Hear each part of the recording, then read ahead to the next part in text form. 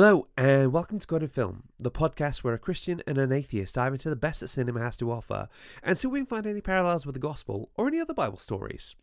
I'm writer and Soviet sleeper agent Giles Goff. And I'm librarian and Hydra's deadliest assassin, Julia Hall.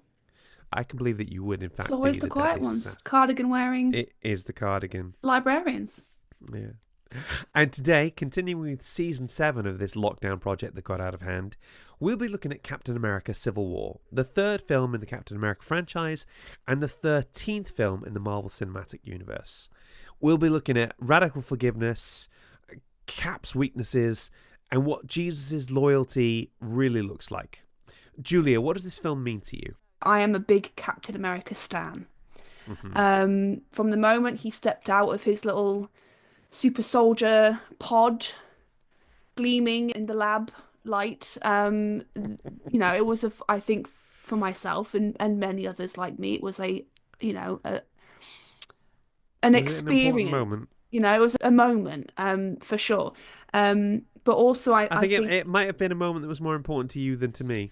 look, everything that Peggy did in that scene and from then on relating to Steve, completely understandable. Completely valid. I also think that if you kind of group Marvel films all together, I think Cap has one of, if not the best, kind of trilogy of films. Each one is really good. Iron Man 3 wasn't great, Thor 2, not great, but Cap had a really solid trilogy of bangers, basically, Yeah. start to finish. And I think for me that's probably because it had Marcus and McFeely, the screenwriting team, that they were able to sort of stick together, if you like, and they were able to give you a nice, clear, coherent arc all the way through. It's almost like if you keep the same writers across the whole trilogy, it ends up really good. I Stan, know. an unproblematic king, more or less, which I'm sure we'll get into later. An unproblematic king. That is the title we all yearn for these days. Amazing. Okay, now it's time for Julia's facts. Ba-ba! I got a few. I threw down the gauntlet for you on this one because You were like, bring the big guns. Yeah, I know this stuff really well, so you're gonna have to work hard to surprise me. That's all I'm gonna say. And when I say big guns, I've brought some guns. I'll just say that. Nice. Okay. But for those people who missed the first Cap episode, he was created by Joe Simon and Jack Kirby. In the early 1940s, so it's sort of synonymous with when his film is actually set. He was first published under Timely Comics, so the real G's will know that Marvel was not always Marvel. It was Timely Comics beforehand. There were too many supers, so they settled on Captain. And Bucky is actually named after a baseball-playing childhood friend of Joe Simon's. Really, I did not know that. His early stuff, he's largely fighting the good fight versus the Axis powers. He's punching Nazis, sometimes he's punching communists, maybe depending on where you are in the timeline. But that's kind of the basic origin, really, of Cap. And to see how he's grown into sort of a modern context with these films is really interesting. So I'll get onto some of the film facts now. Go for it. I'm going to start off with the guns. We all know the Okay. iconic helicopter scene. Yes. Bucky's trying to escape, Cap's trying to stop him, straining there with the reverse grip. Perfect. All of that is Chris Evans's real OG biceps.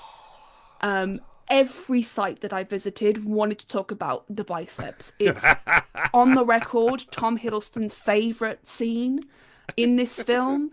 In Evans's words, that shot is a little bit of bicep porn. Zoom in on the biceps. That's what it said in the script. Kevin Feige didn't airbrush my biceps. That's me. It's not a utilitarian shot. It's a shot where you're trying to look heroic. And I genuinely messed my arm up doing that shot because of the strain. This man worked out in between scenes. He worked out on set for hours so that we could have that glorious, unairbrushed bicep shot. Yeah. And we thank him, we thank Kevin Feige, we thank the directors. Like, we talk about unrealistic beauty standards for women. Yeah. I don't think we always talk about the unrealistic beauty standards for men because obviously my friend Griff is a personal trainer who, frankly, probably has a body very similar to Captain America's at this point. Griff's before pictures is everybody else's after picture. That's the best way I can put it. Yeah. And to get these kind of shots that they're having to do to get the body in this kind of situation, they're going to have to get into training months, sometimes years beforehand. It's going to take up all their time. I remember Hugh Jackman, Yes, when he I was was doing gonna say. X-Men Origins Wolverine, he was doing micro meals, so he would have like 7 small meals a day. So at one point, he would have to have his alarm going off at his bedside table. He would wake up at 3 a.m., drink a protein shake, and then go back to sleep. Yeah. You see background footage of him doing dumbbell lifts and flies in between shots and the rest of it. And then there's deliberately dehydrating yourself. Yes, I think Henry not having Cavill's talked about this as well. Yeah, not having any water for 24 hours before a shot, so that your skin kind of tightens up around you. Yeah, which is horrifying, actually, really, when you think about it. Little bit, actually. Terrifying. When they looked at Namor, and his body is a little bit thicker, and there was people complaining about that at the time, and it's like, no, that's what a healthy, strong body looks like.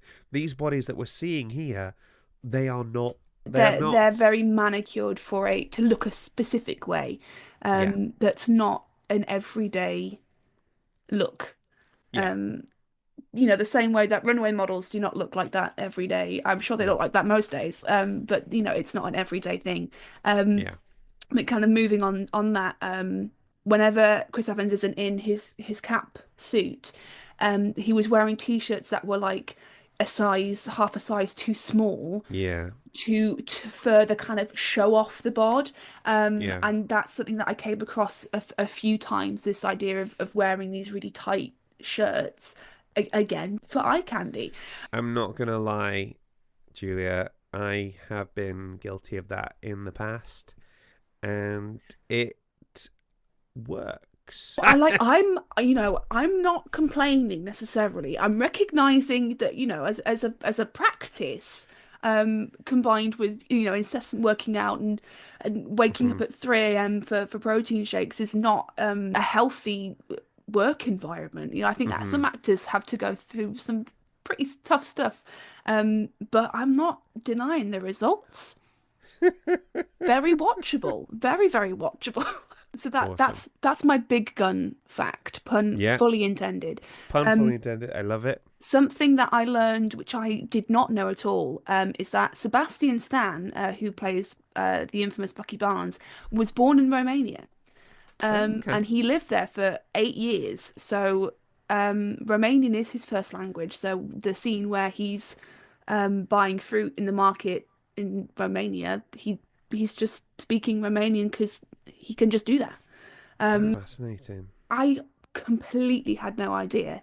Daniel Bruhl, who he does, but he plays Baron Zemo, is also German, so he dubs himself in the German version of the film, which is handy. But Jeremy Renner's brother dubs Hawkeye in German as well. So it's a nice kind of package, really, because I learned from an Italian friend, actually, that big international stars have voice actors that do them for all their films. In his case, it was Will Smith. Actually hearing Will Smith's real voice and not his Italian dubbed voice was quite weird for him. But Chris Evans's dub voice is also the same voice actor who dubs for Ryan Reynolds as well, occasionally. So it's like double whammy of dubbing. Do you know who the one person who actually voiced all of his different language versions? I don't know. Vin Diesel. Of course. I am Groot becomes Ich bin Groot. That's amazing. That's such a... I mean, also, taking work away from hard-working voice actors, but also at the same time, like... Talking about Sebastian Stan, because he's effectively been there since the very first phase of the MCU, and he's been an almost constant presence Yeah. all the way through. So I was looking, he's had around 40 appearances as the same actor playing the same character in a cinematic franchise, and I'm sure that must rival Hugh Jackman by this point. Yeah, I mean, I imagine a lot of it is going to be all the post-credit Hmm. cameos. Marvel have got us trained now. I will sit through credits of not even Marvel films. That's how whipped I am. That's how many Marvel films I went to see as a teenager that I will just I'm sit through just credits picturing you now. like sat at the end of a Martin Scorsese film, and the credits end and the lights go up, and you're like, "Well, this sucks." The cleaner comes in. This is a crazy post-credit scene. I just like it. Crazy stuff. Um, of course, I feel like we can't talk about facts for this film without talking about the late great Yeah. Chadwick Boseman. So tragic. But he created the Wakandan accent completely Hmm. for the film, and reportedly spoke in it for the entire run of the production, whether the cameras were rolling or not. He went full Daniel Day-Lewis, and spoke as um, Black Panther basically for the whole Because production. it's a tricky accent to go for. It's a part of Kosa. I don't know if I'm pronouncing that right, so let's imagine I am.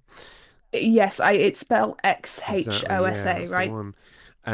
And if you have a tricky accent, well, you're an actor like me, so you'll know what it's like. Sometimes some accents are slipperier than others, and if you're in Mm, it, you're like, well, I'm staying in it now because I can't. If I come out of yeah. it, it will take me time to get back into it. Yeah, I believe it was this film as well where reportedly he first understood that he was ill. So just rewatching things like the chase scene in Vienna, knowing that he's doing that, potentially while he's really, really ill, is impressive, but also just so sad at the same Mm. time. Like he's so good in this role as this sort of neutral, semi-neutral balancing act almost. Cried so hard when he died. When something hits you more than you expect to.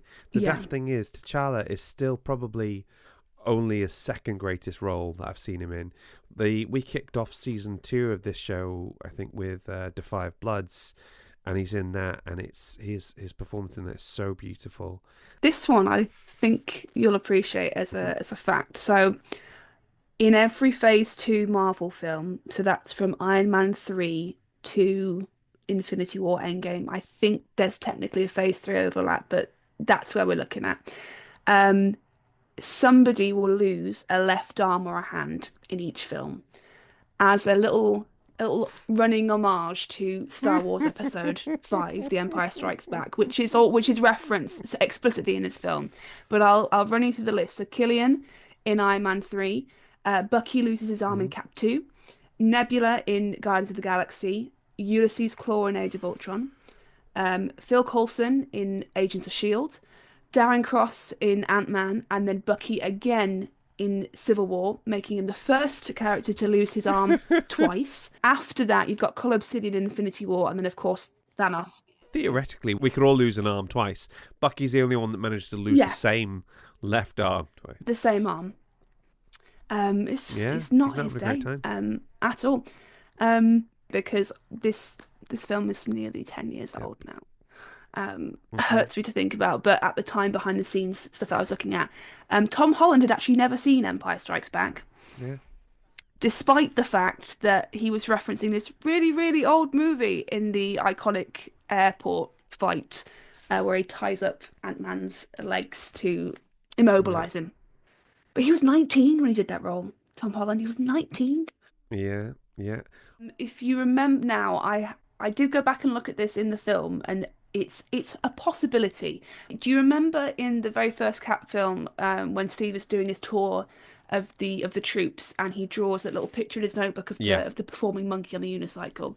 There's a shot where he's sat in the office in the Avengers Tower, and there is something taped to the window, the outline of which looks very much like that monkey on the unicycle. So whether he kept it or whether he redrew it, possibly after his time on ice, we'll I never know. mean, But like, there's a good chance that it is currently at the Avengers Tower. like if you think about it, like 1945 was at this point like 2 or 3 years ago from Cap's perspective. So the monkey thing is just something that's kind of comes back to him, and Doodley likes to come back to over and over. And you can also recreate the exact paprikash that Vision attempts to make. Some eagle-eyed Reddit, but Hmm. we love these sad Reddit users. We live for them. Had blown up the sort of 2 second shot where he's got the recipe in his hand, and it's from a website called Savor, but it's spelled Saveur. It is their Hungarian chicken paprikash recipe. So if you want to go and make that at home, you absolutely can. Fantastic. That is all my facts. Hope that they have lived up to your expectations. When do you not live up to my expectations? Thank you so much, Julia. Those were fantastic. It's my pleasure. In the past, we've had guests that looked at the superhero genre almost explicitly from the perspective of fans. And for this episode, I wanted to switch things up a little bit and find someone that'd be willing to cast a more critical eye over the topic. I'll let her introduce herself. I'm Caroline Reid. I'm a lecturer at Exeter College. I teach media studies and journalism. For the past 3 years, I've been writing a Marvel Cinematic Universe feature piece in Media Magazine. And what an amazing feature it's been. Thank you so much for being on the show, Caroline. It's such a joy to have you with us today. Nice to be here. We have covered Steve Rogers from just about every conceivable angle I can think of. And we've looked at the historical angle, we've looked at the sort of comic book accurate stuff. And what I'm interested in is a more kind of academic approach, just to see what you think. So how would you describe Steve Rogers' character arc up to this point? Well, he's a man from the past. I mean, he was born in the 20s and became Captain America during the Second World War. He was turned into a superhero by the military, essentially kind of representing the American dream. And he embodies that kind of character arc throughout the films that he's in. However, it does start to kind of change as the films progress. So his character arc is evolving because he's dealing with the death of his kind of link to his past, which is Peggy. That was his love from the first film. And then he's kind of reintroduced to his best friend, who is now his only remaining link to the past. And he essentially decides to protect his friend. And his character arc changes from being this all-American patriot hero to actually becoming a bit more of an insurgent going against the government in order to protect his friend. Yeah, so he really kind of goes from like patriot to insurgent to sort of rebellion. I think Winter Soldier's almost that kind of tipping point between the two things, where he does that bit about this isn't freedom, it's fear. It's that moment where he feels like he could no longer trust the US government and authorities, you know?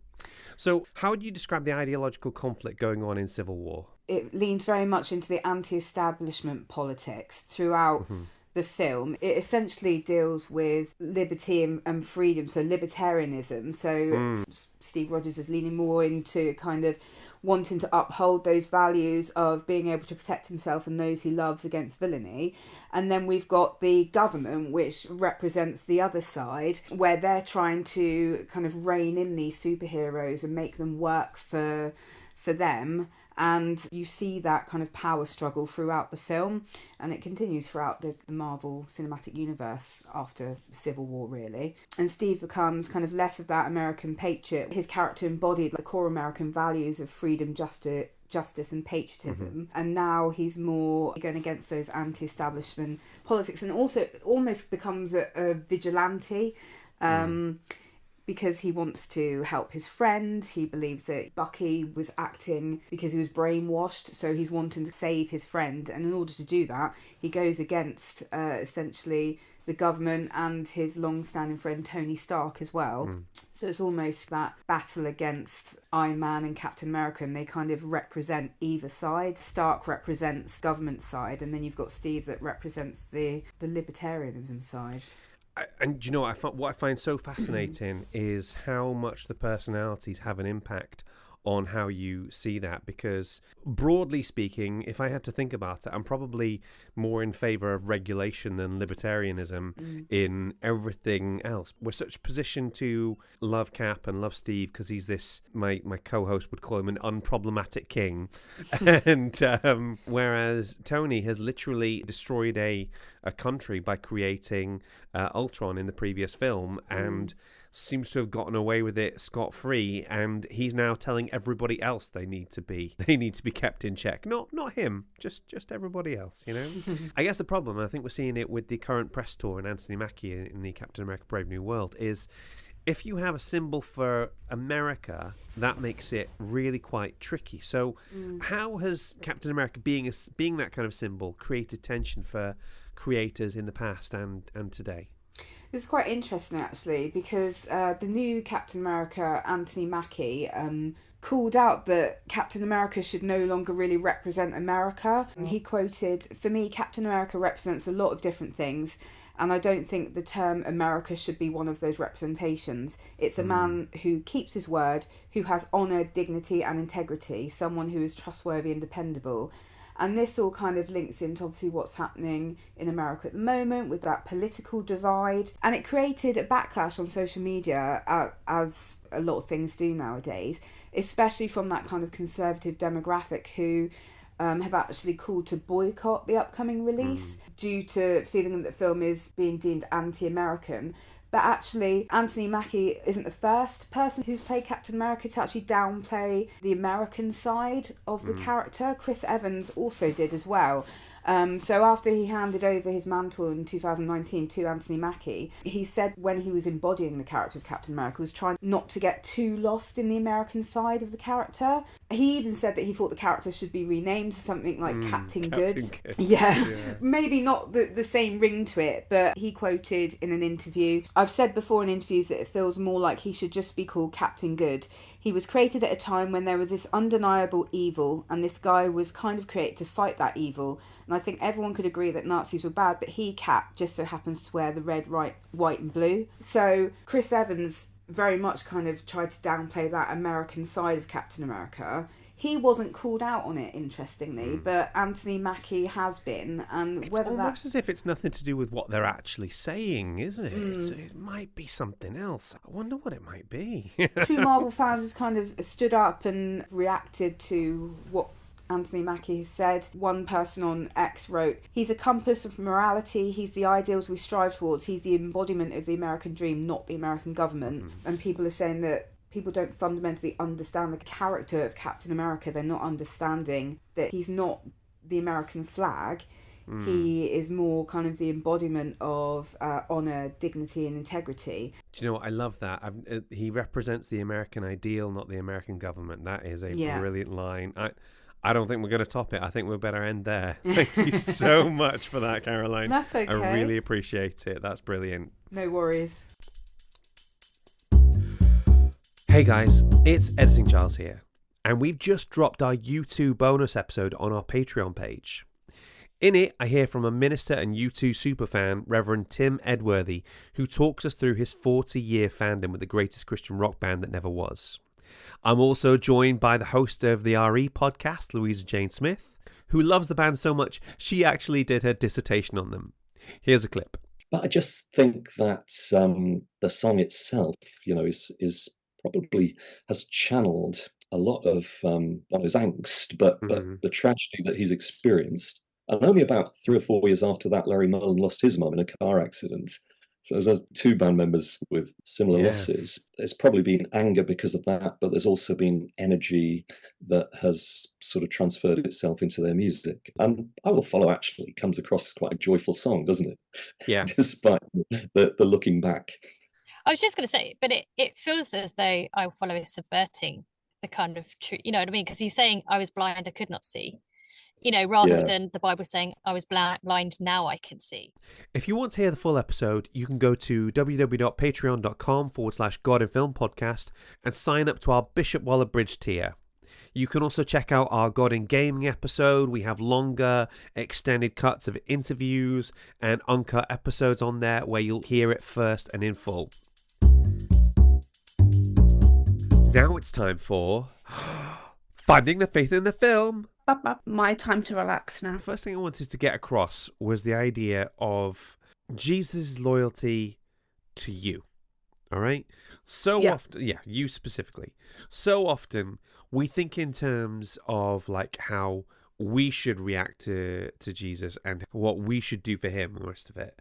But I feel like Captain America Civil War and specifically the relationship between Steve and Bucky gives you such a good idea of what that kind of loyalty looks like. So yeah, you're going to need to take some little logic leaps with me for a moment, okay? Okay.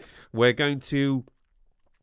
going to gracefully step over the question of whether God exists or not and just say, yeah, he does, and he's real and it's totally fine. You with me for that bit? Yeah. Okay. And that Jesus is real, and that sin is real, and that eternal punishment is real, and these things, okay? Okay. Scary, but yeah. All things that Christians believe, atheists don't.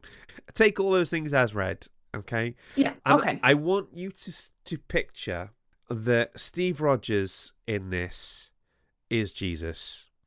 Okay? Amazing.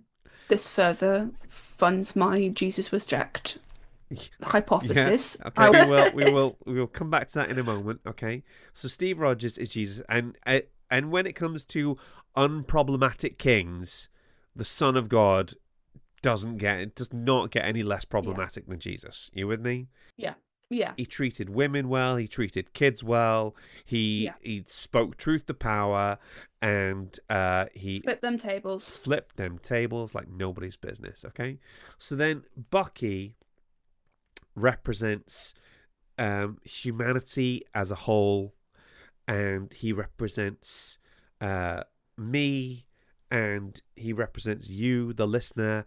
And for the purposes of this illustration, Bucky represents you, Julia. I'm fine with this. I get to be a cool metal arm dude. Yeah, which is how I think of you anyway, you know? Yeah.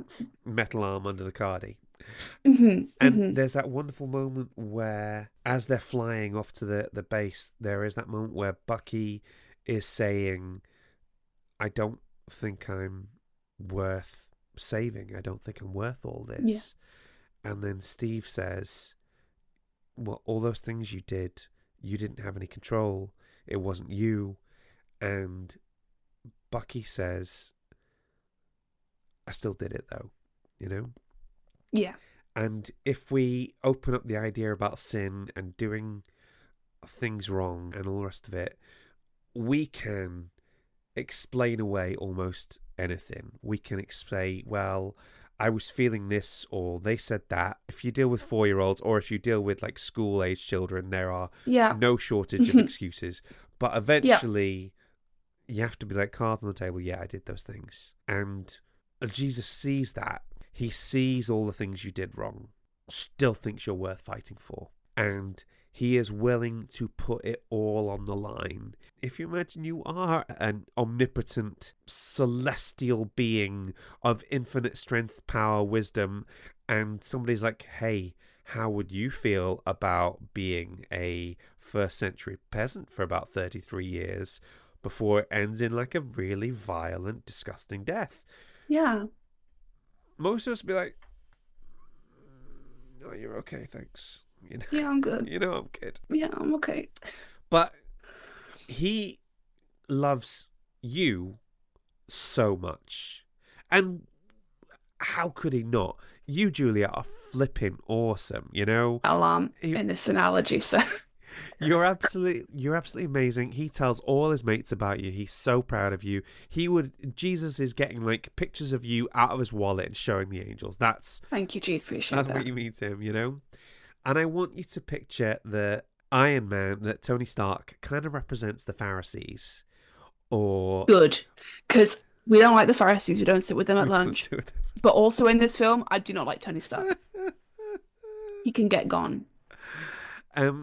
He represents those religious people who are just there to judge you and who just want to punish you. They don't care about the reasoning or anything. They just want to be punitive. That's tea. Yeah. And Jesus will straight up fight those people for you. You know? The people who... How can I put this? The people who you would think wouldn't be Jesus' friends are the people he's like goes to the mat for. And the people who claim to be his friends, he's like, get away from me, I don't know you, you know? Which kind of links into my next point. There is one moment in the film towards the finale where Cap and Iron Man have been fighting so hard. There's a moment where Iron Man gets the better of him and he says, like, stay down, final warning. The Cap stands up. I swear, and he puts up his dukes. That's a little fist. Blood is coming down from his lip.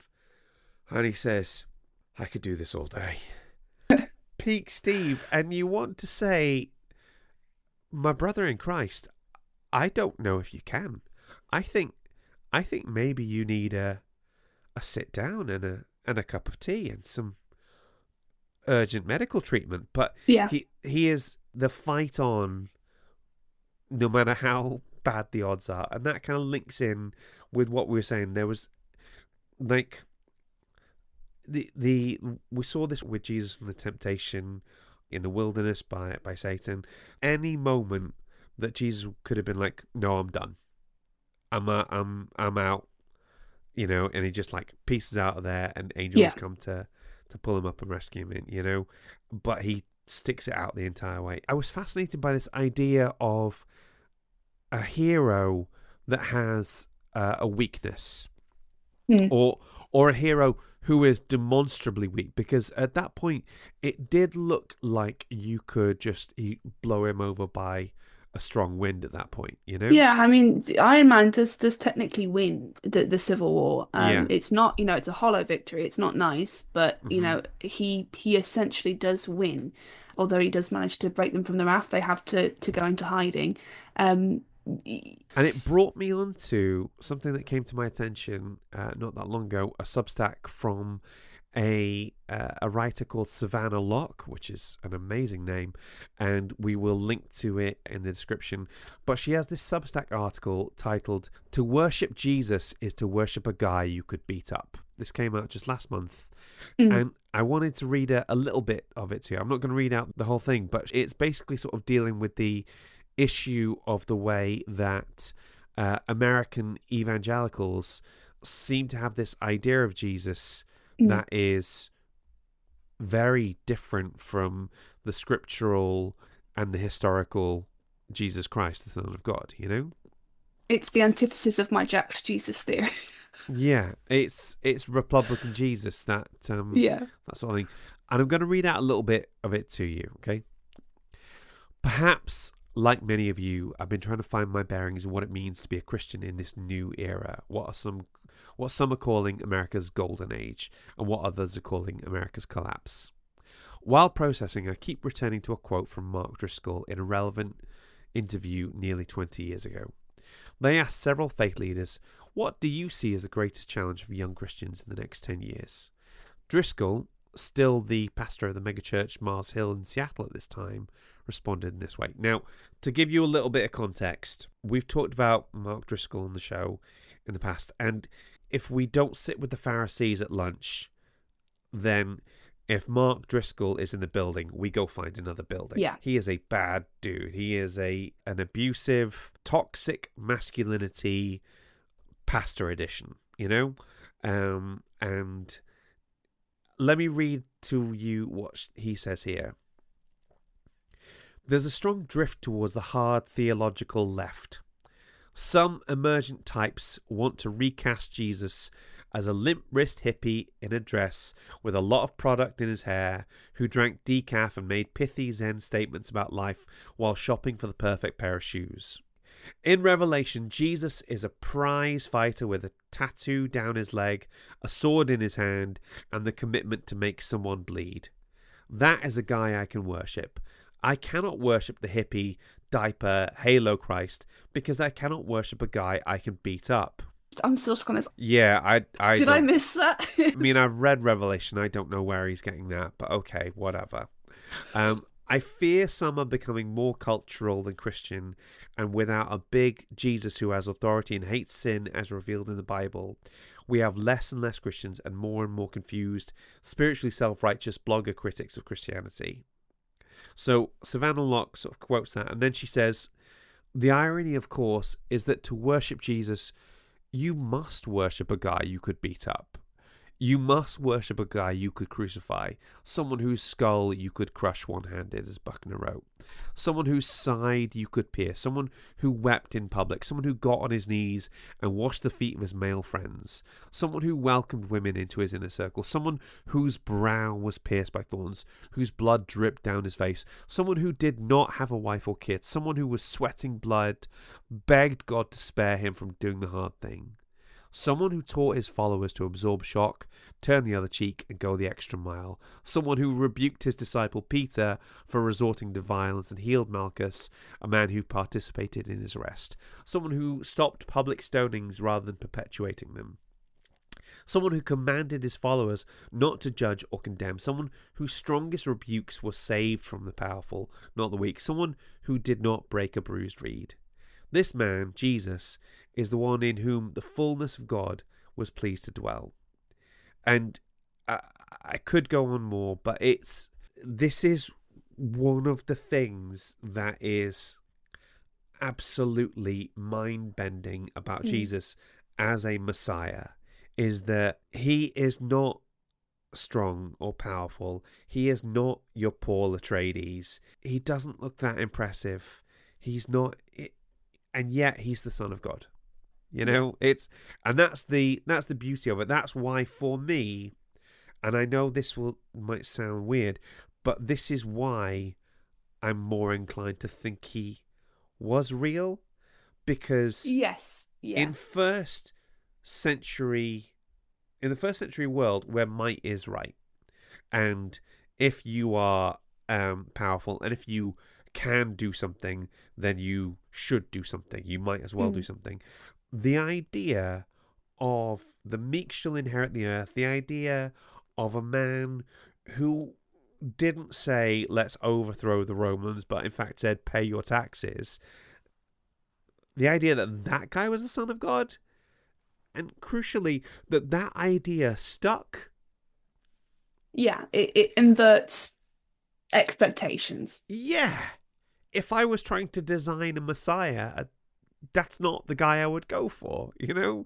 So for me, just the sheer weirdness of that arguably adds to the likelihood that he probably was the Son of God. Does that make sense? It's almost its own perfect design theory, if that kind of makes sense. It's not Talk me through what that. you would. So, you'll correct me if I'm wrong, which I probably am. The perfect design theory being, the watch is usually the example, is that it is crafted. You know, we make watches, we craft them a certain way to work that way, and therefore that in itself is existence of a higher power. I've explained that quite poorly, but you would think, kind of by perfect design, you would make a Jesus who is hench and can like bench press 20 disciples and who is strong and outward and has a sick leg tattoo. You know, rather than the real Jesus, who of course is, apart from being the Son of God, quite ordinary. And to be fair, I do subscribe to the idea that Jesus was a real person. I just don't believe he was a Son of God. Yeah. But the idea that because Jesus isn't what you would expect of a Messiah in a way, then the theory being in a way, then that surely brings more credence to the idea, is essentially what I was trying to get at. Yeah. Not sure how successfully.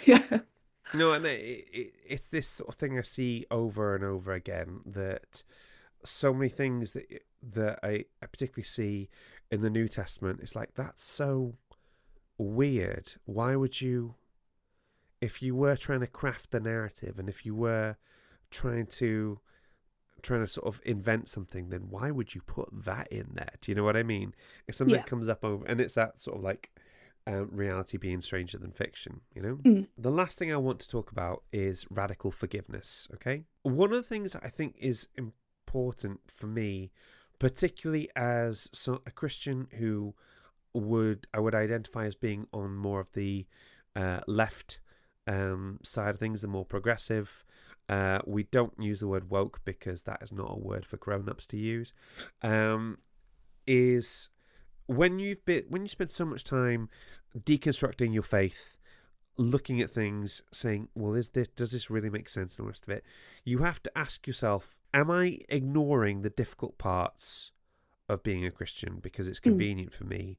And am I essentially recreating God in my own image? And the one thing that tells me that I'm not doing that is the concept of radical forgiveness. Okay? Jesus and God can forgive anybody, anything, anytime, and all they have to do is ask and mean it.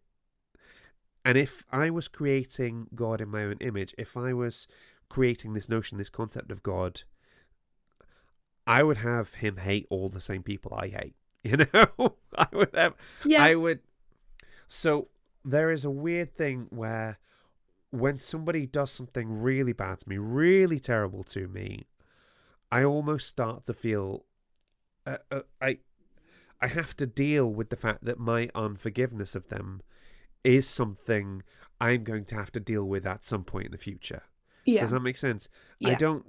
There can be, and we've talked about sort of like calls for forgiveness being weaponized in the past and how it can be used to sort of it can be used for abusers to kind of get off light with things. That's not what I'm talking about right now. If somebody hurts you, you have to deal with those feelings and before you can get to the forgiveness point. But you do know that at some point you have to get to the forgiveness. If Jesus forgave you, you are then expected to forgive others. And I think T'Challa in this film is a really good example of this. Okay, so after his father has been killed, there's the moment where he sat on the on the road, on the pavement, basically. There's still blood on his collar, and Scarlett Johansson's Natasha is trying to talk to him. She's saying, like, don't worry about Barnes. We will bring him in. We will have a task force to bring him in. And then T'Challa says, don't worry about Barnes, Mr. Romanoff. I'll kill him myself. Okay? And fair enough, he thinks Bucky has killed his dad. So it's like, all right, well, this idea of, I think they call it like restorative violence, you know? You did something bad to me. Now, in order to restore the equilibrium, I must do something bad to you. Like, basic standard eye for an eye stuff, right? Yeah. And then when he finds out who the actual villain is, there's that beautiful moment in the snow between Zemo and T'Challa as he creeps up on him and he listens to Zemo talking about losing his family and what everything he did to them and how he worked out how to destroy the Avengers by getting them to turn on themselves. And there's this moment where T'Challa, spoken by Chadwick, just says, vengeance has consumed you. It is consuming them. I am done letting it consume me. It's such a good moment in the film. I think what makes Civil War stand out a lot from the other Marvel films is that the climax isn't big showdown with lots of aliens / robots / minions, final fight, everyone teaming up together. It's a lot more reserved, although obviously Cap and Bucky and Iron Man are fighting each other. It's a lot quieter. It's a lot more down to earth. It's a lot more chill compared to other climaxes of Avengers and Marvel films before and after it. Since time immemorial, people have wanted superheroes to fight other superheroes, and it's basically the narrative equivalent of getting your action figures together and just bashing them together, you know? Oh my god, and yes. Usually what happens is the reason they're having a fight is some great misunderstanding, which they then stop for a second and say, hey, what do you mean about such and such? This is one where there's a clear split, a clear ideological difference, and it's not resolved by the end of the thing, and I love that. Ryan Coogler's thing, no stupid people. Nobody doing idiotic things in order to propel the plot. Come up with people who have a clear, good reason for doing what they want to more do, or less. you know? Tony was wrong. I'm just going to say this out, you know. Here's the thing, right? Back in 2016, I think I would have agreed with you. Now, I'm not so sure. But I can still see it both ways, right? And the reason is the personalities make such a difference here. Yeah, you know? yeah. Do you think that people with this much power should have some kind of governmental oversight? Yeah. Is that government run by Joe Biden? Is that government run by Donald Trump? Yeah, Hell yeah. no. You watch that, and you watch Civil War, then you go watch The Boys, and then you watch Civil War again. You're like, actually, maybe Cap has a point. Like, Yeah. you know, maybe. But I Yeah. mean, I will point out that Tony signs this thing, and then the second that Ross tells him to stay home, he doesn't because he realizes that the governmental body that he signed over to is wrong about something, so he's taking it into his own hat. Yeah. Yeah. That's Tony funny. Tony is a classic example of I have no problem following the rules so long as I'm the one that's setting them, you know? Yes. And anyway, I want to come back to this idea of like radical forgiveness, okay? Because we see T'Challa do it, and he then stops Zemo from killing himself, and it's like at that point he seems to lose all interest in retribution. Like it leaves his body. Does that make sense? Yeah, you know? I thought I finished watching it yesterday for my rewatch, and I felt that something of a mourning in him when he's kind of got Zemo in a headlock. It's tender, but also not, because I imagine half choking this poor guy out. Well, I say poor guy, you know, not that poor of a guy. But there's this just look of resigned sadness almost to him, and Chadwick Boseman was just unreal. And again, it's bringing this level to a superhero film. And I mean, I think sometimes people kind of, it's a superhero film. They kind of dump on it a lot. But it is made largely for spectacle rather than, for deep, meaningful performances. But actually, we got a lot of really deep, meaningful performances in this film. And just, I don't know whether he's mourning the fact that he's arguably, is he going to get justice for his father's murder? Is this the justice that he wanted? It's a really conflicting moment, I think, for T'Challa, and it is, I think, probably a really good, well, it is probably the perfect example of radical forgiveness. And it's, for me, that's what I aspire to. You know, when I was a kid, I wanted to grow up to be somebody who was strong and powerful and important and all these things.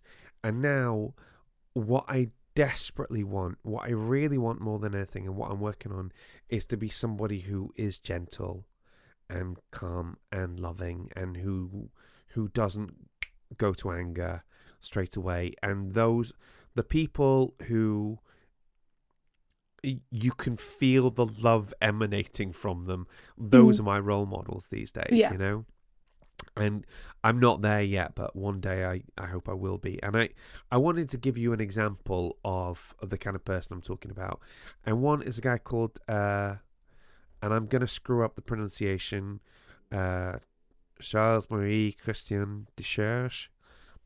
I hope I'm getting that right. He was a Cistercian monk in Algeria. He was one of 7 monks who were kidnapped and who were believed to have been later killed by Islamists in 1996.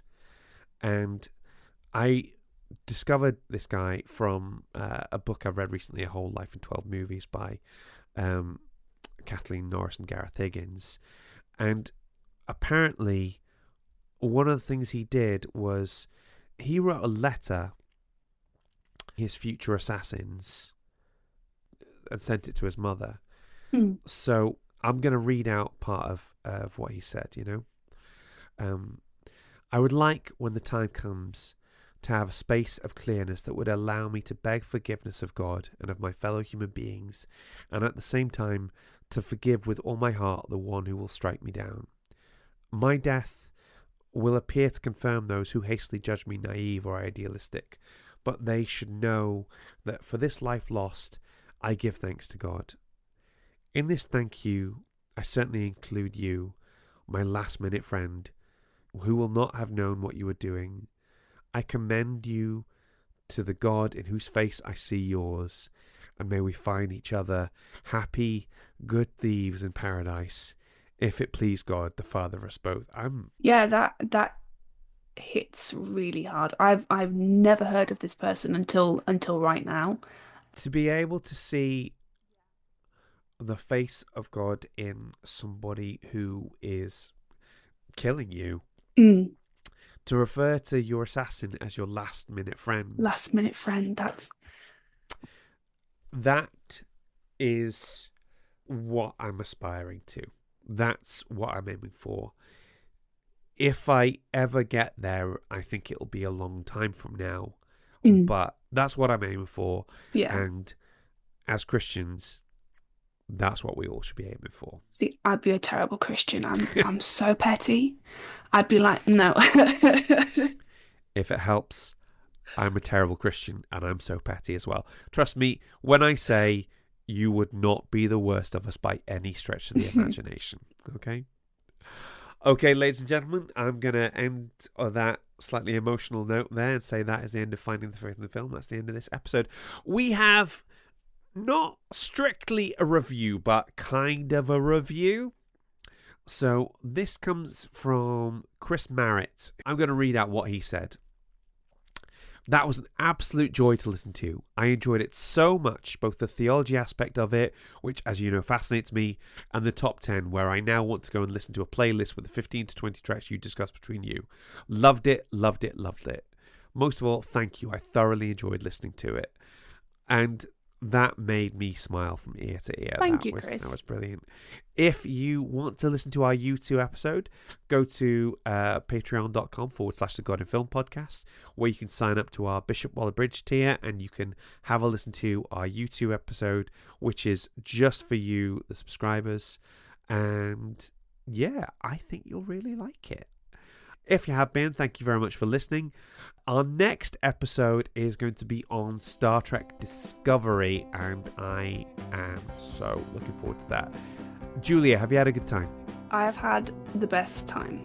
Any time talking about Captain America is just my favourite thing to do. So absolutely fantastic. Okay, ladies and gents, thank you so much. See you soon. Bye. Bye. God in Film is hosted and created by Giles Goff. That's me. Mixing and editing by Giles. Our logo was designed by Julie Walsh. And our theme tune was composed by Rick Lee. Waffle editing by Natalie Miniker. Please rate and review. Please give us 5 stars because that's a nice thing to do.